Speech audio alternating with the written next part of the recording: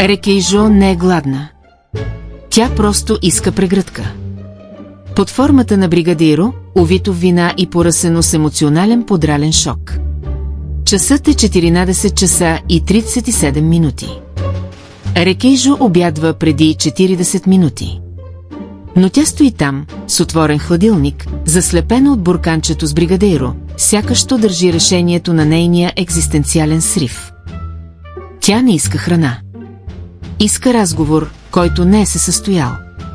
Иска топлина, която не е получила. Иска фактура, която да изчезне като по магия.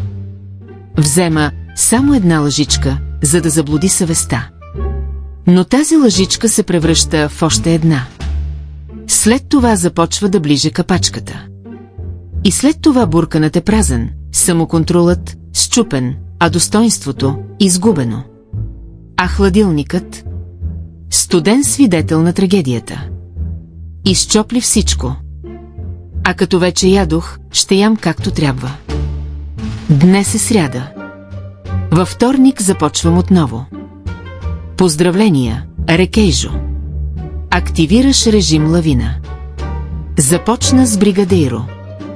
Завърши с двойно бургер деливари с емоционален чедър екстра. Защото емоционалният глад е коварен. Той идва, когато умът е претоварен, а сърцето изтощено. Не предупреждава. Не пита за позволение. Просто влиза, сяда на дивана и иска храна, сякаш иска прегръдка. А най-лошото? Повечето диети никога не говорят за това. Говорят само за калориен дефицит, прекъснат пост и билки с вкус на мокра трева. Рекейжо не се нуждае от воля. Тя се нуждае от разбиране. Разбиране, че чувствата й не се лекуват с вина и скучна салата. Трябва да знаеш, че храната не е лошата. Но и не е терапевт. Яденето няма да реши проблема, само ще отложи плача. Така че Рекейжо започва нов навик. Преди да отвори хладилника, тя поема дъх. И се пита: гладно ли е стомахът ми или сърцето ми моли?